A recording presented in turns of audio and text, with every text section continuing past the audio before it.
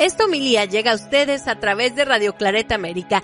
El Instituto Bíblico Claretiano de las Américas presentan Poniendo el Evangelio en Práctica con el Padre Manuel Villalobos, un programa para aprender a amar a Dios sin miedo. Iniciamos. Muy buenos días, hermanos y hermanas que nos sintonizan a través de Radio Claret América. Soy Manuel Villalobos Mendoza y qué alegría es compartir con ustedes la palabra de Dios. Gracias por dejarnos entrar a sus hogares. También gracias por sus comentarios, gracias por los saludos que nos envían ahí por nuestro canal de YouTube en Instituto Bíblico Claretiano de las Américas. Les invitamos también a que se registren. Estamos ya en julio 24 de julio. Este va a ser la lectura para este domingo, que nos presenta una lectura muy bonita, una oración preciosa, que usted seguramente que la conoce, la sabe, y a lo mejor fue la primera oración que aprendió de su infancia, ¿verdad? Así que, hermanos y hermanas, estamos en el Evangelio de Lucas, capítulo 11, versículo 1 al 13. Y dice: y sucedió que estando Jesús orando en cierto lugar, cuando terminó, le dijo uno de sus discípulos: Señor, enséñanos a orar, como enseñó Juan a sus discípulos. Él les dijo: cuando oren digan: Padre, santificado sea tu nombre, venga tu reino. Danos cada día nuestro pan cotidiano, y perdona nuestros pecados, porque también nosotros perdonamos a todo el que nos debe. Y no nos dejes caer en tentación. Les dijo también: si uno de ustedes tiene un amigo, y acudiendo a él a medianoche le dicen: amigo, préstame 3 panes, porque ha llegado de viaje a mi casa un amigo mío, y no tengo que ofrecerle. Y aquel desde dentro le responde: no me molestes, la puerta ya está cerrada, y mis hijos y yo estamos acostados, no puedo levantarme a dártelos. Les aseguro que si no se levanta a dárselos por ser su amigo, al menos se levantará por su importunidad y le dará cuanto necesite. Yo les digo: pidan y se les dará, busquen y hallarán, llamen y se les abrirá, porque toda la persona que pide recibe, toda la persona que busca halla, y toda la persona que llama se le abre. ¿Qué padre hay entre ustedes que si su hijo le pide un pez, en lugar de un pez le dé una culebra? ¿O si pide un huevo le dé un escorpión? Si pues ustedes, siendo malos, saben dar cosas buenas a sus hijos, ¿cuánto más el Padre del cielo dará el Espíritu Santo a los que se lo pidan? Palabra de Dios. Hermanos y hermanas, vean qué mensaje tan sencillo, tan profundo de Jesús, que nos presenta al Padre universal que cuida, que protege, que da, que quiere un bien para su pueblo, para su comunidad. Y aquí el reto entonces es irnos quitando esta imagen negativa de Dios que condena, que juzga, que va a mandar al infierno. Esta imagen ya no se sostiene. Yo no me canso de repetir homilía tras homilía, comentario tras comentario. Y qué difícil es lograr que la gente pueda experimentar al Dios que provee. Bueno, vamos a ir viendo, saboreando este evangelio, y al mismo tiempo les voy a invitar a que vayan escribiendo por allí en los comentarios: ¿qué imagen tienes tú de Dios? ¿Quién es Dios para ti? Y si tienes una imagen negativa de Dios, ¿quién te la enseñó? ¿De dónde la aprendiste? Porque ahora el reto va a ser tratar de purificar esa imagen de Dios y quitarla. Bueno, Jesús sigue en camino. Previo a este evangelio nos encontramos con que Jesús estaba en la casa de Marta y de María. Y en esa casa habíamos hablado la vez pasada que representaban a dos discipulados. El discipulado de María, que estaba atenta a escuchar al Señor. Y el de Marta, que también intentaba escuchar al Señor, pero que los afanes de la vida como que le distraían. Bueno, continuamos con el tema del camino, del discipulado. Y Lucas va a presentar a Jesús con una de sus características muy particulares. En el Evangelio de Lucas, Jesús continuamente entra en oración. ¿Por qué? Siempre se le ve haciendo oración ante momentos difíciles, antes de comenzar una misión o a veces antes de curar a alguien. Y yo creo que esta es la oración que debería de salir momentáneamente. Esta es la oración que no necesita rituales, que no necesita anunciarse, que no necesita horas. Cualquier momento, en cualquier lugar, le sirve a Jesús para conectarse con el Padre. Y yo creo que esto debería de ser también nuestra vida. Conectarnos con Dios en cualquier momento, en lo cotidiano, en lo ordinario de nuestra vida. Y como que esto a veces nos cuesta mucho porque estamos acostumbrados solamente a experimentar a Dios en los sacramentos o en la iglesia. Pero como que el Dios de la cotidianidad, el Dios que te sorprende en la casa, el Dios que te sorprende a cualquier hora del día, como que todavía no hacemos esta espiritualidad nuestra. Así que Jesús, cualquier momento, cualquier tiempo es bueno para conectarse con su Dios. Y el lugar no lo dice que es un lugar, en cierto lugar, como que cualquier lugar puede ser bueno.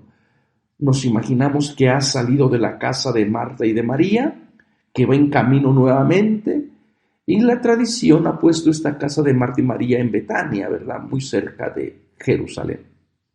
Pero más bien es simbólico. Cualquier momento, cualquier ocasión puede ser un motivo para bendecir, para alabar al Dios de la vida. Así que va Jesús con este camino, con este discipulado, y se viene encontrando con personas que van a querer conectarse también con su idea de Dios. Y la respuesta y la pregunta es: Señor, enséñanos a orar. ¿Y se podrá enseñar a orar? Y parece ser que Jesús, en vez de enseñar a orar a la comunidad, va más bien a ir describiendo los beneficios de la persona cuando se relaciona con el Dios de la vida. Como que el programa de enseñarnos a orar más bien requiere de toda una actitud muy personal, ¿no? Y aquí tenemos esta idea de que como Juan enseñó a sus discípulos. Probablemente hemos comentado en alguna ocasión, el movimiento de Juan fue un movimiento muy importante y parece ser que Jesús pertenecía a ese movimiento. Jesús, siendo discípulo de Juan, aprendió también, a veces no con las mismas palabras, casi que los discípulos le están pidiendo: Señor, dinos cómo debemos de dirigirnos a Dios. Y Jesús parece que toma esto para decir: bueno, primero tienes que ver qué experiencia tú tienes de Dios. ¿Quién es Dios para ti? Porque de acuerdo a la experiencia que tú tengas de Dios o de acuerdo a la figura que uno tiene de Dios, pues ese va a ser su comportamiento. Si uno tiene una idea negativa de Dios, así va a vivir. Si para mí Dios es un tirano, es un juez, alguien que está apuntando todo, pues así voy a ser yo con la otra persona. En cambio, si Dios para mí, esto debería de ser la lógica. Si Dios para mí es como el papá, como la mamá, como el amigo, como el compañero, pues así debo de ser yo también con otra gente, ¿verdad? Bueno, yo creo que todo depende. Tu oración, tu encuentro con Dios va a ser fructífera siempre y cuando tú tengas esta idea de Dios, una imagen positiva, una imagen que te vaya llevando y que te vaya transmitiendo vida. Y Jesús, a la pregunta del discípulo anónimo, porque representa la comunidad discipular, probablemente sean de los discípulos de Marta, ¿verdad? Porque la otra, María, la comunidad de María es una mujer que se puso a los pies a escuchar. Ella sabe cómo orar y sabe escuchar y escoger la mejor parte. Bueno, y dice, cuando oren digan Padre. Y esta es una figura muy importante. Algunas personas creen que esto es originario de Jesús, original de Jesús, de llamar a Dios Padre, que fue bastante atractivo, bastante provocativo también, el llamarle Abba, Papi, Papito, de una manera muy íntima, muy personal. El Dios lejano, el Dios de la ley, el Dios del miedo, el Dios de la montaña, prácticamente entra en relación de una manera muy íntima, muy personal, muy cordial, muy amigable. Como que ya desde aquí, como que nos va a venir a desbaratar Jesús todas las ideas que hemos tenido de Dios, del Dios lejano. Aunque recuerden que Jesús también es judío y como buen judío también va a recoger toda la tradición judía donde en algunos textos es cierto que casi no hay abundantes textos donde el pueblo se refiera a Dios como papá, como padre, pero sí hay algunos. Si hay algunos textos, aunque no se enfatizaba mucho esa teología, más bien Dios, por respeto, por el gran respeto que se le tenía al Señor, a Dios, pues la comunidad judía mejor trataba de no invocarlo con ese título de padre, pero sí, por ejemplo, recuerdo Deuteronomio, Éxodo, ¿acaso el Señor no es nuestro Padre? El Padre Dios del pueblo de Israel. Hay cierta tradición, pero ya a un nivel íntimo, individual, personal, parece ser que Jesús tiene una conciencia, por lo menos muy, muy clara de decir, mi relación con papá, con papi, con Dios, es íntima, es personal. Hermanos y hermanas, tú puedes atreverte como Jesús a llamarle a Dios papi, papá, de una manera muy íntima, muy personal. Y también, por otro lado, la figura del Padre, el Padre de Jesús que se vuelve íntimo, que se vuelve personal, que se vuelve cercano, que se vuelve prácticamente amor filial. No es porque sea el Padre que engendra, sino el Padre que adopta.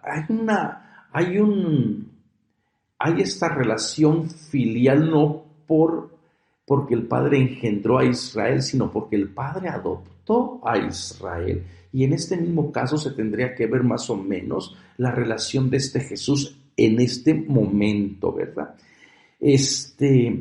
Contrario a la figura del Padre, fíjense, en la cultura griega, grecorromana, el Padre controla todo.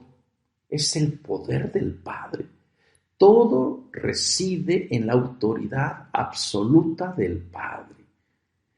El pater patriae, el Padre de la patria, o el pater familias, el Padre del conjunto, de la casa, de la familia que controla todo. Todo se subordina a la figura del Padre. Y el Padre, de acuerdo al derecho romano, tiene autoridad para castigar, para exponer, para excluir, para matar, o para no reconocer a sus hijos. No hay. Y de eso se gloriaba el derecho romano. Los filósofos de la Roma imperial se gloriaban de que no existía ningún país, ninguna cultura donde la figura del padre fuera tan importante como en la figura del pueblo romano. Incluso también la figura del emperador era la figura del padre universal, del padre de la patria. Y también por allí parece ser que Lucas y los evangelios van a ser bien contestatarios al decir, cuidado con ese padre, cuidado porque ese es un falso padre. Porque ese falso padre, en vez de proveer pan, que también era lo que hacía el padre de la patria, proveer pan, recuerden, pan y circo, proveer carne en algunos momentos o en algunos espectáculos que se organizaban en el imperio, ya sea a recordar el inicio de alguna ciudad o al inaugurar ciertos juegos en honor del emperador o a su nacimiento o a su muerte. Entonces el Padre universal, que se creía que era el Padre emperador, era el que daba el pan. Entonces Jesús como quería una crítica, decir, no se dejen engañar, porque hay ese falso padre. No le llamen padre a nadie, por allá va a decir Mateo, ¿verdad? Ustedes solamente tienen un padre, y ese padre es un padre diferente, alternativo al que el sistema ofrece. No sometan su voluntad a ningún padre, aunque ese padre supuestamente tenga poder de controlar, de dar. Al final tiene que ser cuestionado con el Padre universal que generosamente da, el Padre de Jesús. Por cierto, la oración del Padre Nuestro, yo creo que es la oración más explicada, más estudiada que tenemos en los evangelios, ¿verdad? Y como que a veces ya tanta explicación como que ya pierde la novedad, pero para nosotros, para nuestro pueblo, que a veces Dios es todo menos papá amoroso, y claro, se entiende también si han tenido una experiencia de papá muy desagradable. ¿Cómo poder llamarle papá cuando mi padre ha sido o fue conmigo un padre autoritario? Fue un padre machista, un padre que nunca te hizo sentir cercano, que nunca te hizo sentir especial. Y yo creo que esa va a ser la historia de mucha gente, y por eso como que experimentar como que esta imagen, esta metáfora de Dios como papá no nos ayuda mucho. Bueno, pero esta es la imagen que usó Jesús. Ustedes digan Padre. Traten a Dios con intimidad. No tengan miedo de Dios. Si no quieres llamarle Padre, llámale Madre. Llámale tu Creador, llámale tu Salvador, llámale tu amigo, llámale tu amiga. Nuestro lenguaje aquí, hermanos y hermanas, es limitado. ¿Cómo poder entender a un Dios grande? ¿Cómo entender a Dios cuando sobrepasa nuestro entender, nuestra mente? Y cuando nuestro lenguaje no va a capturar nunca la esencia de Dios, ¿verdad? Entonces Jesús lo invita a ser padre, pero no el padre del imperio, no el padre de la patria, sino el Padre universal, el Padre de las promesas, ¿verdad? Del nuevo pueblo, de la nueva comunidad que se va a ir gestando en la persona de Jesús. Y la idea de santificar tu nombre, darle honor. Recuerden que para aquellas culturas el honor era más importante que tener dinero, el tener un buen apellido, el venir de una familia de renombre. Esos eran valores como lo siguen siendo en muchos pueblos de nuestra América. Nuestro lenguaje que a veces dice pobre pero honrado. Vivir con ciertos valores, con ciertas costumbres, mantener la cara de decir no me avergüenzo de nada. porque el honor era más importante incluso entonces que el tener dinero, tener tierras, ¿verdad? Una persona podía tener dinero, podía tener tierras, pero si no tenía honor, si no tenía prestigio, de nada le servía. Era una persona como desviada, una persona mal. Entonces lo que se está pidiendo es aquí que se honre, que se glorifique el nombre del Padre, que la gente reconozca que el Padre tiene honor, tiene valor, que hace valer su palabra. Santificado sea tu nombre, glorificado sea tu nombre, que nada lo contamine, que nada lo manche. Y esta idea también viene, o probablemente esté tomada de Ezequiel, de los profetas. Por ahí Ezequiel dice que el nombre de Dios pudo haber sido manchado por los pecados del pueblo de Israel. Entonces, si el pueblo de Israel no se comporta como verdadero hijo del Padre, pues le trae vergüenza. Recuerden que así funcionan los valores de honor y de vergüenza. Tú puedes tener un buen apellido, pero ese apellido, ese honor requiere ser conservado, requiere que tú te comportes de acuerdo a la figura del Padre que te delegó ese honor. Y en este sentido, el honor era transmitido de dos maneras. Uno era hereditario. Tú nacías en una familia que tenía honor o no tenía honor. Si esa familia era una familia israelita que cumplía la ley, que trataba de darle honor al nombre de Dios, de vivir honestamente delante de la gente, de no robar, de tener prácticamente los valores de la ley en su corazón y con la persona, pues ese era un honor que la gente le reconocía. Si tú nacías en esa familia, la gente te respetaba, pero ese honor también se pierde o se gana. Y tú lo puedes ganar o mantener si te vas a comportar con esos valores, con esos principios, los que nos enseñó papá. Hasta el día de hoy, a veces la gente dice, la gente, no les voy a contar el caso de mi familia, mi papá, una persona de honor, hizo mucho por la comunidad rural donde yo estoy, una persona que trabajó por traer la luz, por traer el agua potable. Entonces la gente de su generación lo recuerda y la gente nos recuerda. Entonces este honor nosotros lo venimos conservando, pero también lo podemos perder cuando no nos comportamos como mi padre se comportó. Esa es una de las mejores maneras para explicarles cómo funcionaba en el siglo I y cómo sigue funcionando hasta el día de hoy el honor, el valor del honor y su contrario, la vergüenza, ¿verdad? El deshonorado, la persona que ha perdido el honor es una persona que a veces vive sin convertirse o avergonzado, ¿verdad? Entonces, toda esta idea de Jesús trata de decir, darle honor, pero darle honor a Dios, al Padre, es comportarte con los valores, con los principios en que fuiste educado, aceptar la ley, ponerla en práctica, hacerte prójimo con la persona necesitada. De lo contrario, también tú puedes acarrear deshonor al nombre de Dios, al nombre del Padre. ¿Y cómo puedes acarrear deshonor? Pues viviendo con otros valores que no son los valores del Padre. Y el pueblo de Israel continuamente deshonraba a Dios como Padre. ¿Por qué? Porque no se comportaba como verdadero hijo del Padre bueno.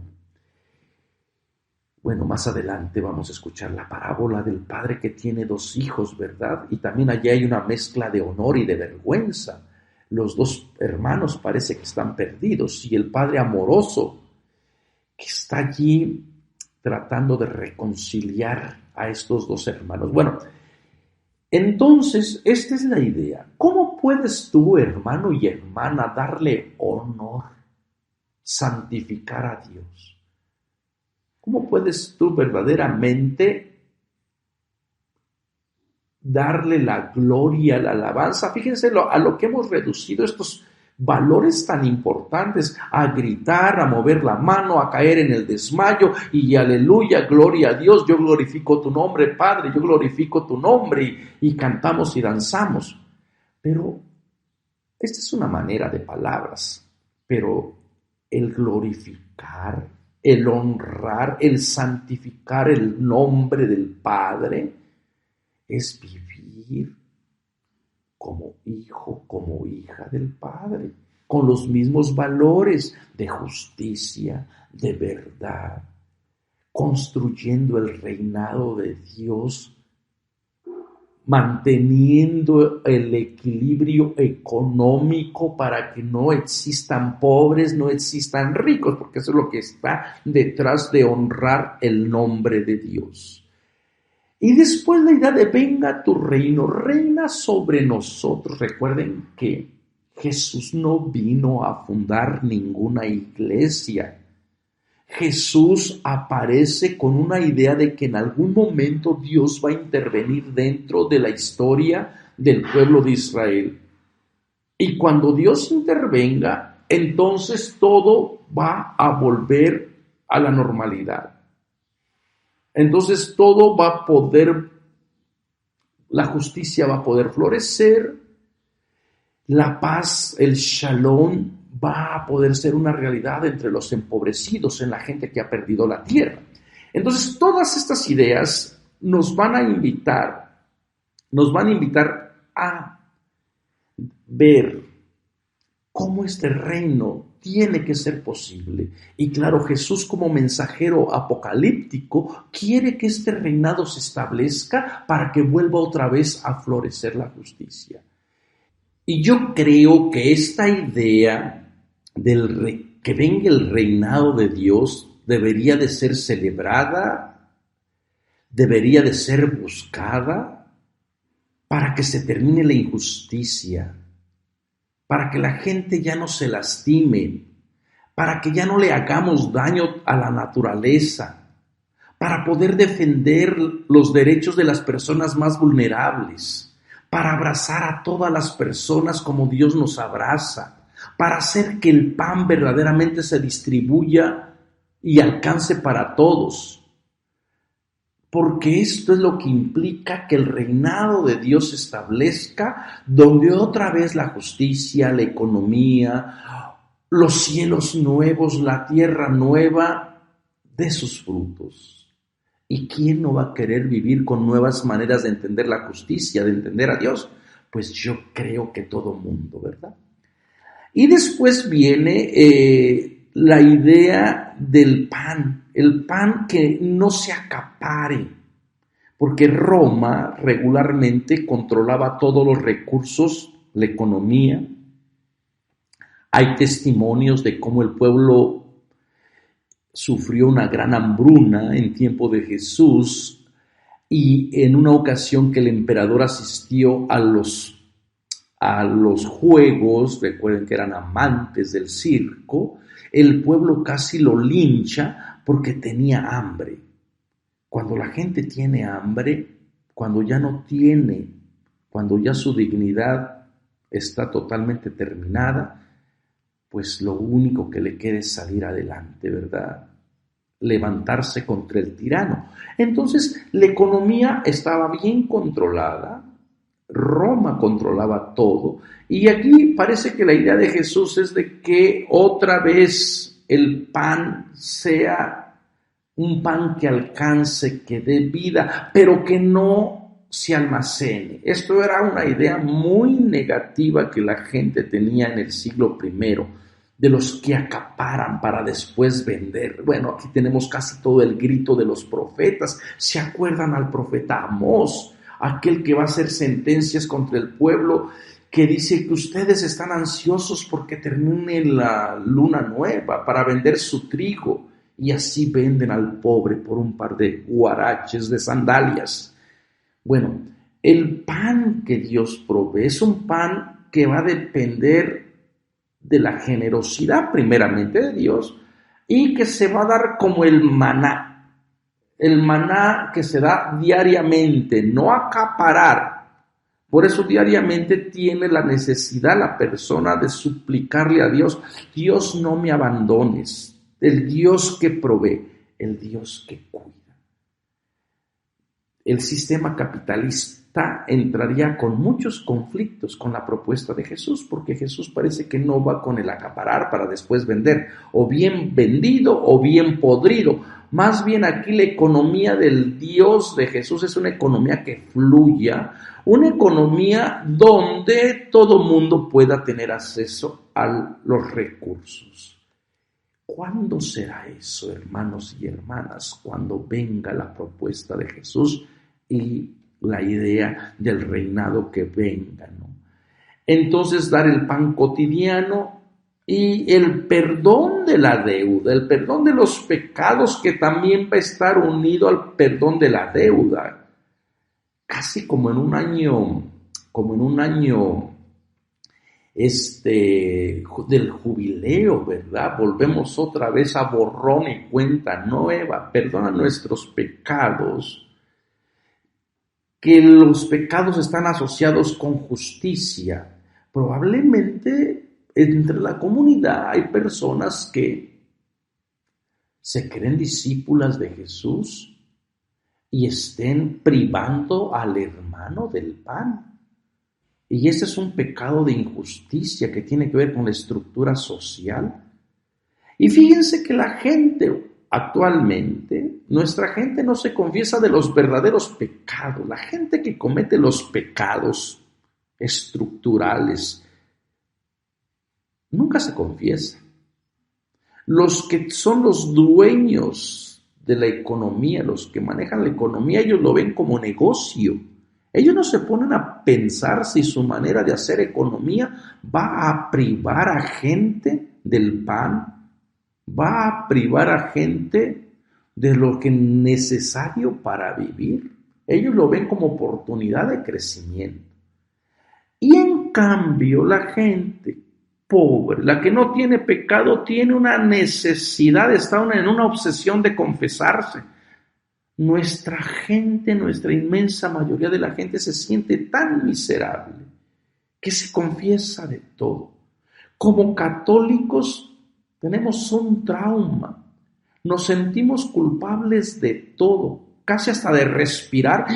Respiré de más, hay que confesarme, porque sentí bonito cuando entró el aire por mi cuerpo, por mis pulmones, y ahorita que estoy sufriendo yo de este catarro, de esta tos que no me deja, ¿verdad? Respirar parece ser como un alivio, respirar bien. ¿Por qué nos sentiremos tan mal de los pecados? Yo les digo honestamente que desde el punto de vista bíblico y desde el punto de vista de lo que enseña la teología moral, es muy difícil hacer un pecado mortal. Muy difícil. Y sin embargo la gente continuamente, Padre, confiéseme, Padre, confiéseme. Bueno, pero ¿cómo le quitas a la gente este sentido de culpa? Una iglesia que tiene a la gente sometida por la culpa, por el pecado, no es una iglesia madura. Y como entiende Jesús la idea de pecado, perdona nuestros pecados, tiene que ver probablemente con justicia, que has privado a la persona de su diario vivir, de su pan. Ese sí es pecado. Pecados estructurales. Y entonces el perdonar no tiene o tiene esta connotación también económica. Yo perdono la deuda. ¿Por qué? Porque en la economía de Dios vuelve otra vez a la normalidad. Y no me dejes caer en la tentación, o no me induzcas a la tentación, porque Dios no pone tentaciones. Por ahí va a venir otros libros, otra teología, ¿verdad? Porque la tentación pertenece al fiscal de Dios, ¿verdad? Al enemigo de Dios. Entonces, que no sea una tentación el sistema económico vecino del imperio que acumula o de la persona que acapara. Esa es una tentación fuerte de decir, Yo quiero ser como la otra persona que parece que le va bien todo, acaparando, o vendiendo, o revendiendo bien. ¿Se acuerdan la parábola de aquel hombre que tuvo la gran cosecha y que se dijo, ¿qué voy a hacer? Voy a derribar estos graneros, construiré otros más grandes, meteré todo allí y me diré vida, alma, goza, date a la buena vida.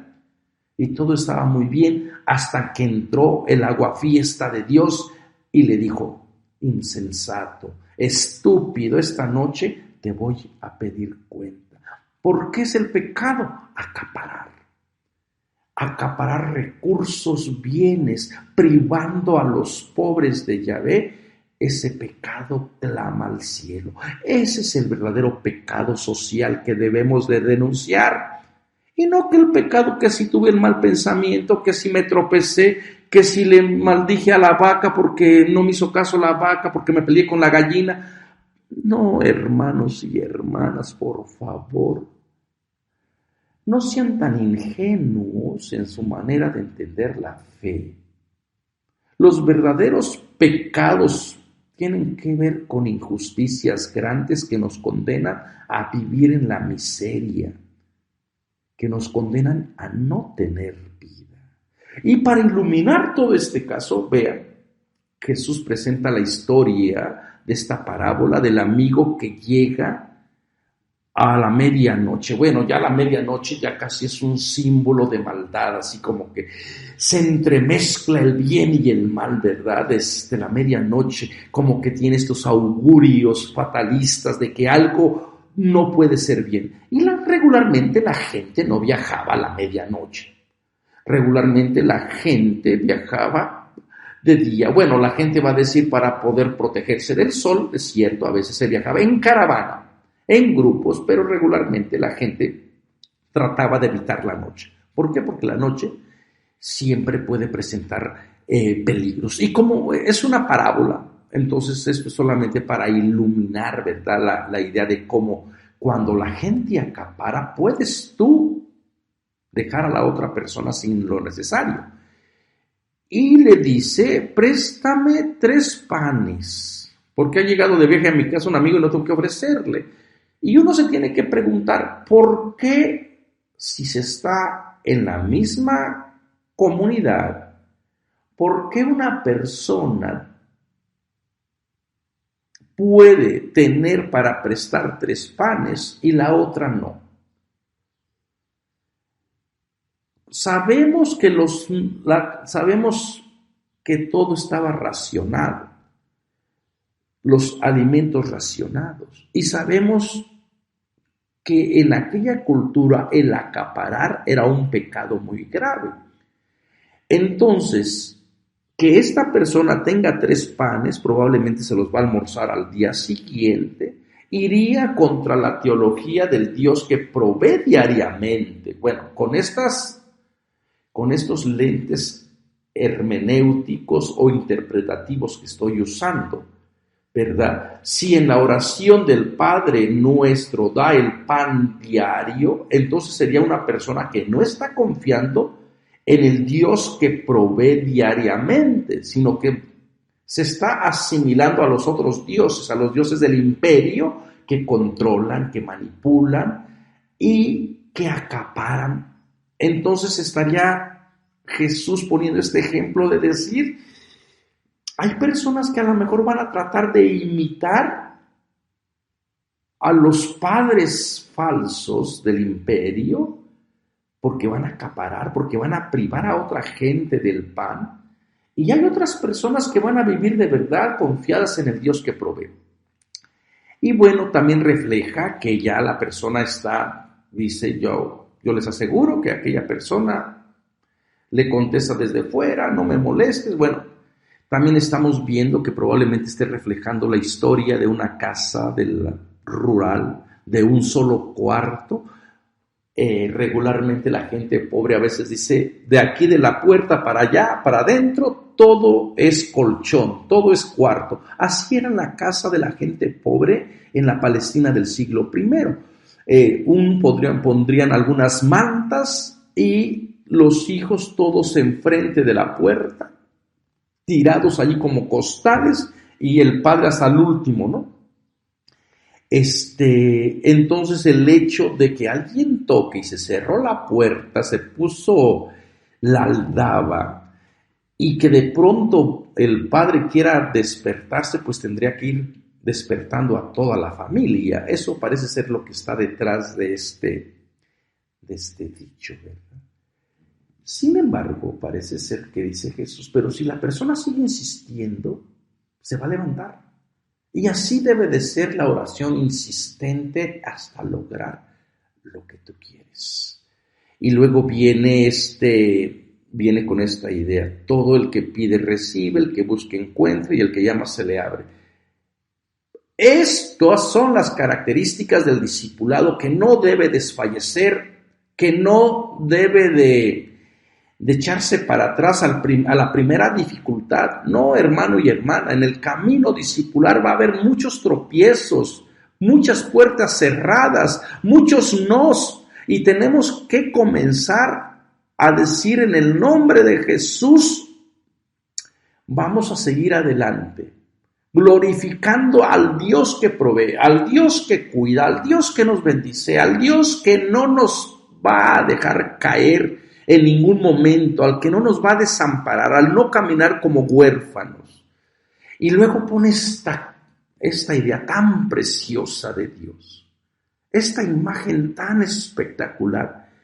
¿O quién de ustedes? Lógico que nadie en la mente, bueno, siempre hay sus excepciones, ¿verdad? Casos horrendos donde el papá o la mamá han matado a sus hijos, a sus hijas, pero porque están desequilibrados de su cerebro.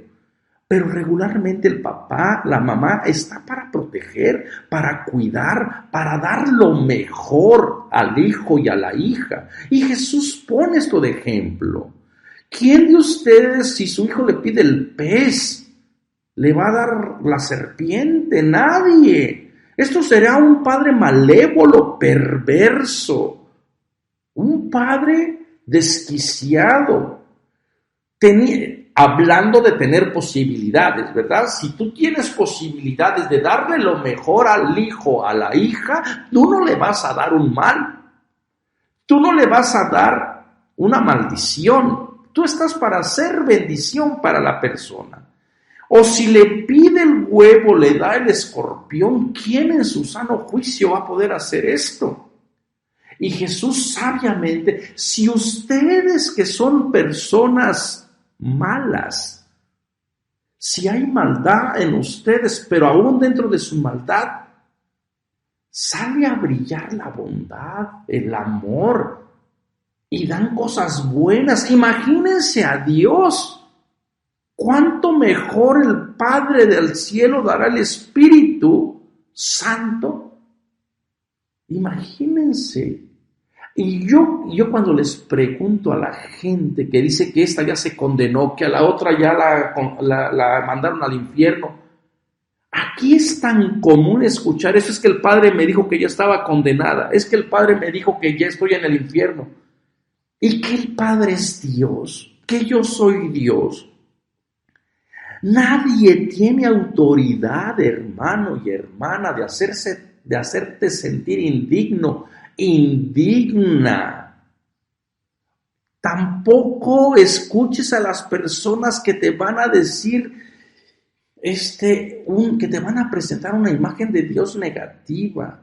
Y yo, cuando la gente me dice es que ese se va a condenar, y yo les digo: usted a su hijo, por muy mal que su hijo se porte, usted lo condenaría toda la vida, toda la eternidad, al sufrimiento, a la muerte. Y dice: ay no, Padre, ni Dios lo quiera. Y entonces Dios sí tiene que condenar a alguien. Uno es mejor que Dios. Uno le quiere decir a Dios lo que hay que hacer.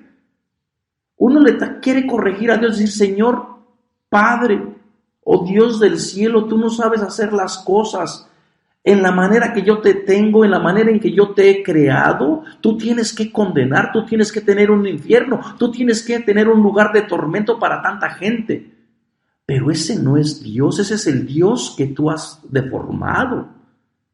Hermano, hermana, abre tu mente, abre tu corazón.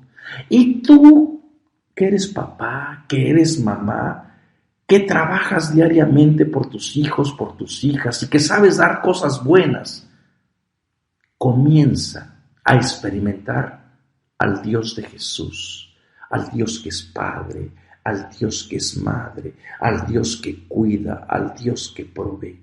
Que este Dios te bendiga, te cuide y te siga abriendo el corazón para que goces de su amor, de su ternura y aprendas a glorificar su nombre viviendo en justicia, viviendo en rectitud y haciéndote prójimo con las personas necesitadas. Nos vemos la próxima semana. Que Dios les bendiga, que Dios les cuide y que Dios siempre les dé pan, les socorra, les dé buen temporal a la gente campesina y todo mundo glorifique el nombre del Padre. Amén. Los invitamos a escuchar más programas de crecimiento espiritual y emocional en radioclaretamerica.com y a seguir en YouTube a la Escuela Bíblica Claretiana de las Américas. Visite ibicla.org.